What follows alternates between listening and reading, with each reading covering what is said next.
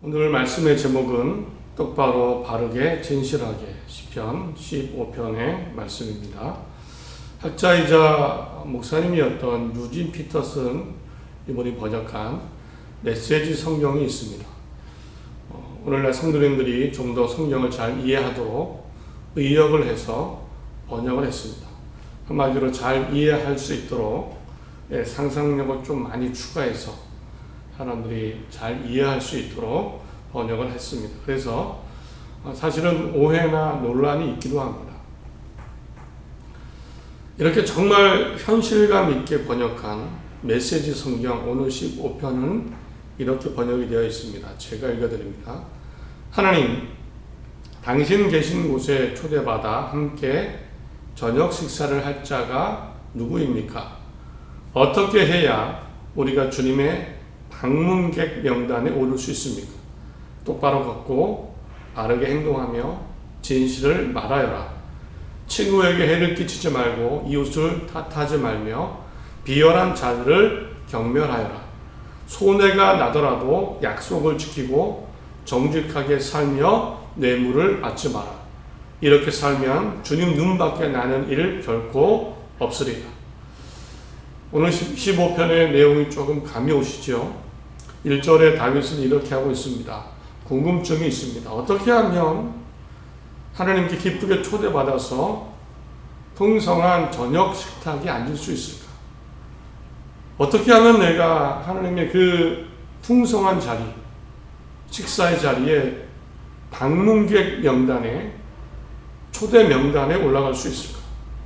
어떻게 하면 하나님이 정말 나를 기뻐하셔서 하나님의 집으로 나를 불러주실까? 이런 궁금증을 이야기합니다. 특히나 구약 성경에서 하나님을 믿었던 사람들은 하나님이 이동식 텐트, 장막 같은 곳에 계신다고 믿었습니다. 아니면 모세가 하나님을 만날 때 시내 산으로 갔는 것처럼, 그 산에서 만난 것처럼 산에 계신다, 저쪽 높은 언덕에 계신다, 이런 생각을 갖고 있었습니다. 그래서 1절에도 주의 장막, 주의 산성이 의미하는 것은 하나님의 집, 하나님의 축복의 장소, 하나님의 은혜의 장소를 상징했습니다. 다윗은요, 거기 초대받고 싶은 겁니다. 하나님과 함께 동행하고 살고 싶은 겁니다. 마치 저녁 식사에 초대받아서 풍성한 자리에서 먹고 누리는, 즐거움을 누리는, 하나님이 베풀어 주신 식탁에서 풍성함을 누리는 그런 삶을 소망했던 겁니다. 어떻게 하면 초대받을 수 있을까? 어떻게 하면 하나님의 집에 갈 수 있을까? 정말 그렇게 간절히 소망했던 것, 또 당연한 이유가 있죠. 하나님의 사랑, 은혜, 인도하심, 보호하심, 그 하나님의 능력 가운데, 도우심 가운데, 은혜 가운데 살기를 바랬기 때문입니다. 어린 다윗이 키가 3m나 되는 골리앗과 싸우는 상황은 다윗의 가장 용맹한 순간 중에 하나입니다.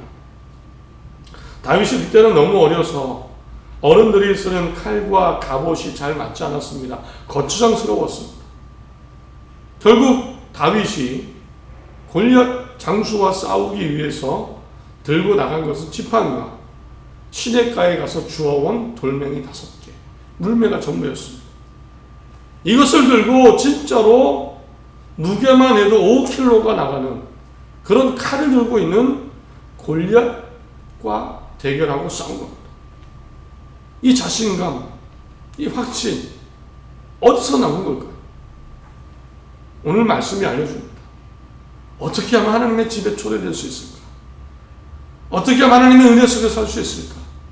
어떻게 하면 하나님이 나를 인도하실까? 보호하실까? 어떻게 하면 하나님이 나에게 능력을 주실까? 이 간절함 가운데 살았고 그 확신 가운데 나가서 싸울 수 있었던 겁니다. 우리도 다윗과 같은 이런 은혜와 확신이 있기를 소원합니다. 하나님과 동행하며 하나님이 나와 함께 해주시오, 이런 확신 가운데 정말 주어진 세상 삶의 현실이 어떨지라도 담대하게 하나님과 동행하는 믿음의 삶, 은혜의 삶 되시기를 간절히 바랍니다. 그렇다면 과연 하나님의 식탁에 초대받고 하나님의 집에 함께 사는 그런 은혜를 위해서 필요한 것, 다윗이 찾은 것 뭘까요? 다윗이 깨달은 건 뭘까요? 첫째로 주목할 점은요, 오늘 시편 15편에는요 우리가 쉽게 상상하는 예배와 같은 그런 신앙의 내용은 전혀 안 나옵니다.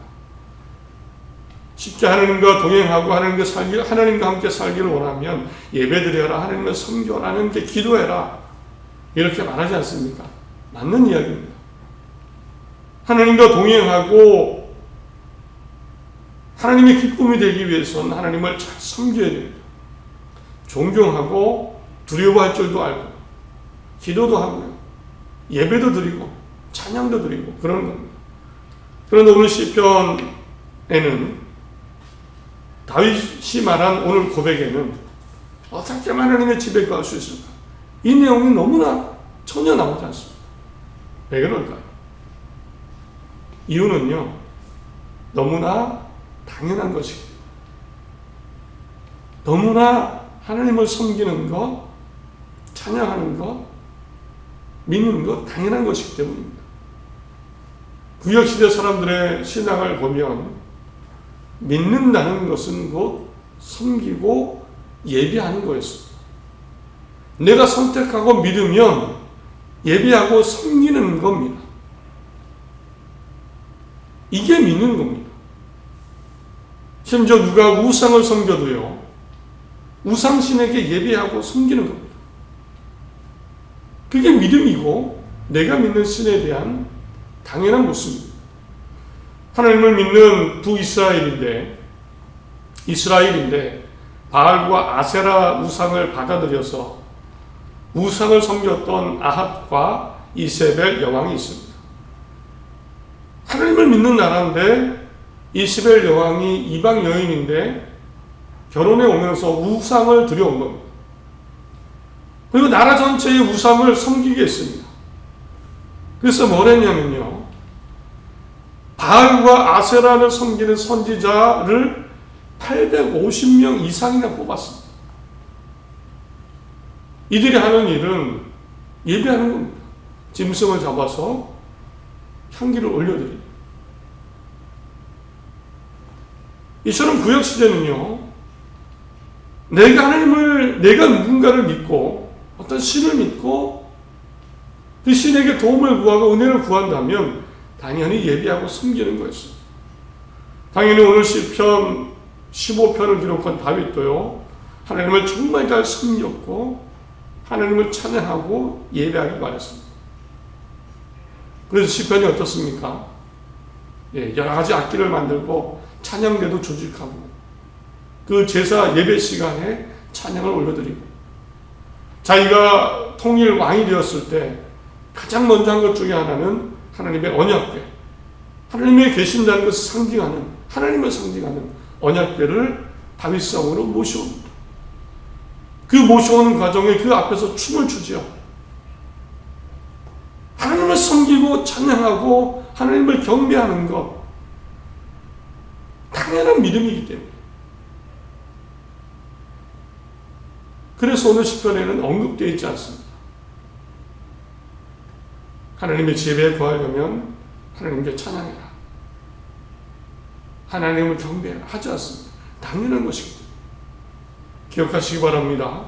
하나님의 축복의 집 식탁에 앉기 위해 하나님을 최선으로 섬기고 경배하는 것, 당연한 믿음입니다.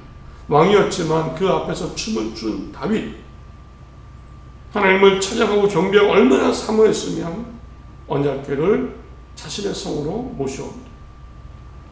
우리에게 이런 믿음 당연한 겁니다. 어떻게 하면 하나님이 나를 초대해 주실까? 나에게 풍성한 식탁을 차려주실까? 당연히 하나님께 경배하고 그 유일한 신이신 하나님을 경배하는 겁니다. 예배하는 삶, 찬양하는 삶, 하나님을 섬기는 신앙 잃지 마시고 정말 하나님께 최선으로 진실되게 나아가는 그 믿음 되시기를 간절히 바랍니다. 이제 두 번째로 다윗이 깨달은 것, 하나님의 풍성한 식탁에 앉기 위해 또 뭐가 필요할까? 먼저 앞에서 읽어드렸던 메시지 성경 2절 5절을 다시 읽어드립니다. 똑바로 걷고 바르게 행동하며 진실을 말하여라. 친구에게 해를 끼치지 말고 이웃을 탓하지 말며 비열한 자들을 경멸하여라. 손해가 나더라도 약속을 지키고 정직하게 살면 뇌물을 받지 마. 이렇게 살면 주님 눈밖에 나는 일 결코 없으리라. 세 번역으로 다시 읽어드리겠습니다. 깨끗한 삶을 사는 사람, 정의를 실천하는 사람, 마음으로 진실을 말하는 사람, 혀를 올려 남의 허물을 들추지 않는 사람, 친구에게 해를 끼치지 않는 사람, 이웃을 모욕하지 않는 사람, 하나님을 업신 여기는 자를 경멸하고 주님을 두려워하는 사람을 존경하는 사람, 맹세한 것은 해가 되더라도 깨뜨리지 않고 지키는 사람, 높은 이자를 받으려고 돈을 꾸어줬지 않느냐, 무지한 사람을 해칠세라 뇌물을 받지 않는 사람입니다. 이러한 사람은 영원히 흔들리지 않을 것입니다. 다윗은 하나님의 축복의 집에 사는 것, 당연한 것, 하나님을 섬기는 것, 경배하는 것, 그렇게 살았습니다. 또 하나 중요한 것이 있습니다. 하나님이 나를 어여삐 보아주시려면 나도 다른 사람에게 해를 끼치지 않고 바르고 정직하게 살아야 한다. 이 확신과 믿음이 있었습니다. 마음과 삶이 깨끗한 사람, 남을 함부로 비방하지 않고 친구, 이웃에게 해를 끼치지 않고 약속한 것은 내 손에라도 지키고 높은 이자 받으려고 돈 꾸어주지 않고 죄 없는 사람 피해줄까 뇌물 받지 않고, 다윗이 마음속에 새겼던 모습입니다. 내가 이렇게 살면 선하고 남에게 바르게 해 끼치지 않고 살면 내가 하나님의 식탁에 앉을 수 있다. 하나님의 집에 살 수 있다. 이것을 시편으로 써서 노래하고 마음에 새기고 살았습니다. 우리도 그래야 되겠죠. 하나님이 빛이고 선이시고 그래서 선을 좋아하십니다. 우리가 그렇게 살 때 하나님이 함께 하시고 나를 불러주실 줄 믿습니다. 이런 오늘 시편의 말씀과 같은 이런 똑바로 걷고 바르게 행동하고 진실을 말하는 삶이 되시기를 간절히 바랍니다. 그런데 사실 좀 더 생각해 보면 솔직히 다윗이요, 다윗을 제대로 평가해 보십시오. 물론 제 생각입니다. 제가 볼 때 다윗은요 그렇게 착한 사람은 아니었던 것 같습니다.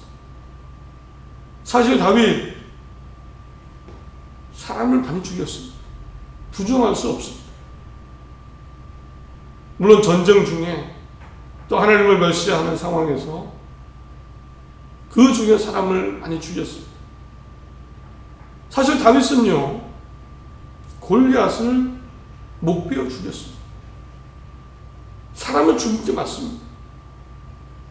하나님께 허락을 구하긴 했지만 수많은 전쟁을 했고 수많은 사람들이 죽었습니다.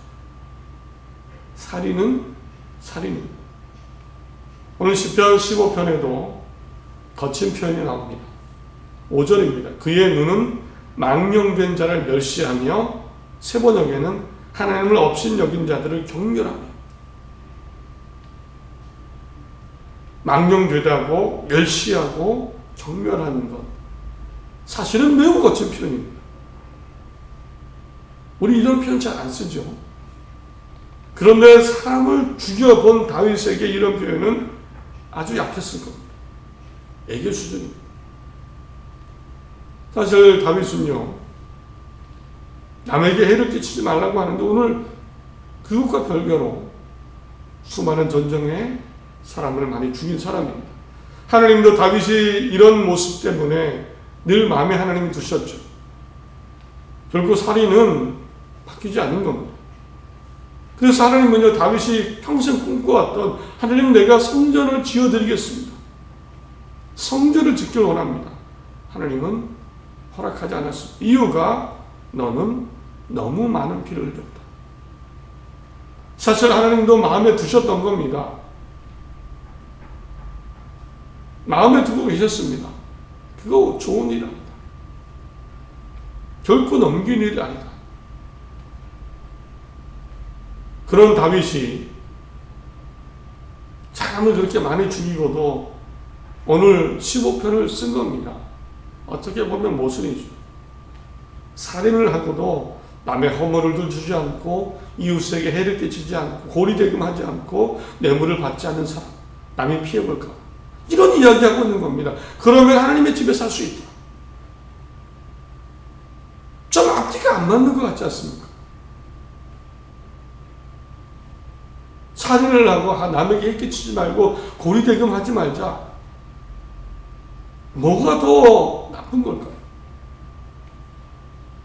그런데 놀라운 점은요, 그럼에도 하나님은 다윗과 함께 하셨습니다. 그렇게 손에 많이 피를 흘렸는데도 그를 함께 하셨고 그를 왕으로 삼아주셨습니다. 사용하셨습니다. 하나님이 동행하시고 보호해 주신 겁니다. 생각했습니다. 왜 그럴까? 다윗은 사람을 많이 죽인 사람인데 왜 그럴까? 성전을 짓지 마라, 이 말씀하시고는 크게 혼내신 적이 없습니다. 왕이 되어서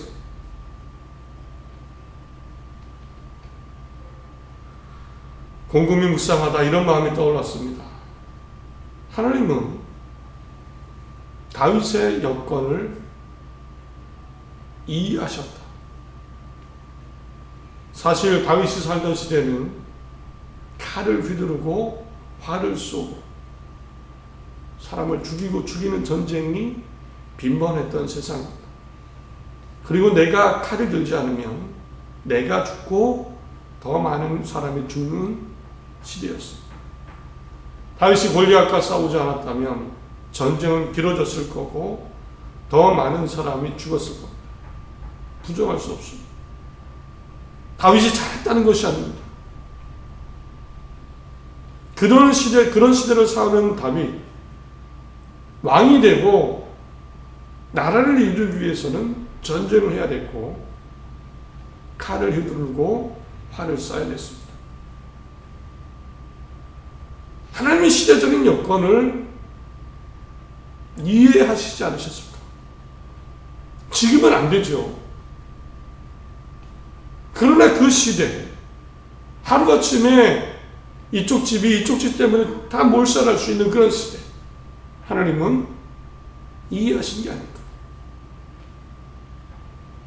그런 시대를 살면서 다윗은요, 그래도 남에게 피해 주지 말자, 바르게 살려고 했던 것입니다. 전쟁에서 내가 사람을 죽일 수밖에 없는 시대를 살지만 그 전쟁이 끝나고 내가 세상을 살아갈 때 나는 착하고 선하게 바르게 살아야 된다. 이것으로 돌아왔고 이것을 마음에 새긴 겁니다. 내가 무고한 피를 흘리면 안 된다. 내가 전쟁에 나가서 칼을 휘둘러야 되지만 고리대금하면 안 되고 뇌물을 받고 그러면 안 된다. 이웃을 해치면 안 된다. 피해주면 안 된다. 이게 사람의 본연의 모습이다. 이 고백으로 살았던 겁니다. 그러면 하나님이 함께 해주실 거다. 저는 하나님이 이해하셨고 용납하지 않으셨을까, 그런 마음이 들었습니다. 이 관점에서 정말 하나님이 함께 해주시는 이 시대 속에 우리의 선한 삶을 생각해 봤습니다. 솔직히 우리도 이웃에게 해를 끼칩니다. 우리 중에 천사는 아무도 없습니다.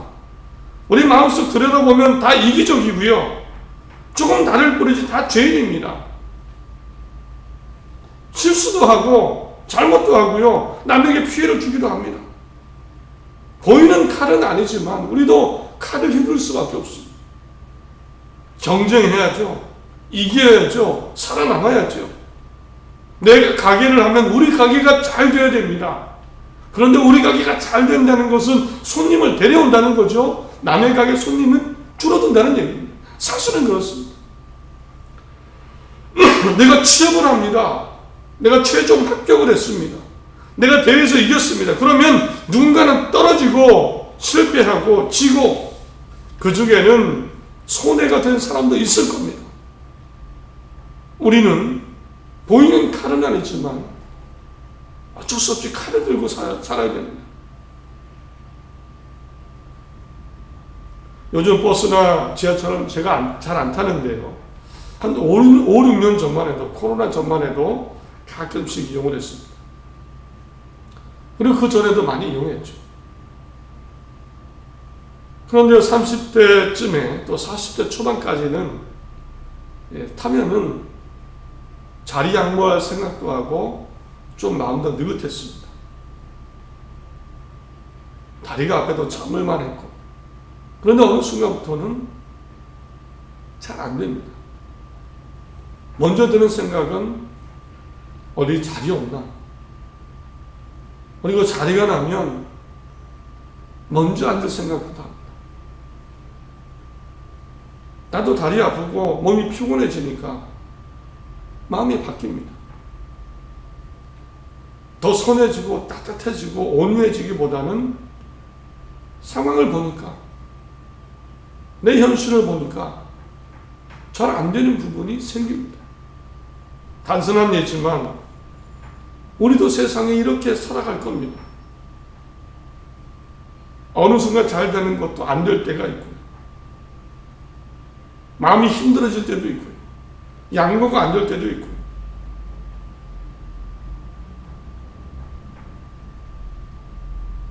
내용은 달라도 형태는 다윗과 비슷합니다.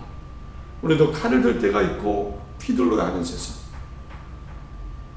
다윗에게 너무 많이 피를 흘렸어 이렇게 말씀하시듯이 우리에게도 너 모르겠지만 너 사람에게 피해 준 거 많어.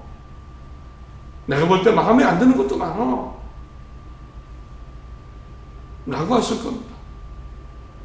하지만 우리에게도 다윗의 마음이 있어야 됩니다. 싸우지만, 전쟁을 하지만 다시 돌아서면 남에게 끼치면 안 돼. 선하고 바르게 살아야 돼. 고백하고 실천하는 모습, 똑바로 걷고 바르게 행동하며 진실을 말하라. 나도 그때 좀 자리를 양보했어야 되는데, 나보다 더 힘들어 보이는 사람이 있던데, 좀 더 따뜻해지자 마음이. 하나님이 도와주실 거예요. 하나님이 함께 하실 거예요. 다시 이렇게 다짐하고 돌아오고 행동하며 사는 겁니다. 하나님이 이 모습 인정하시고 도우시고 함께 하실 것을 믿습니다.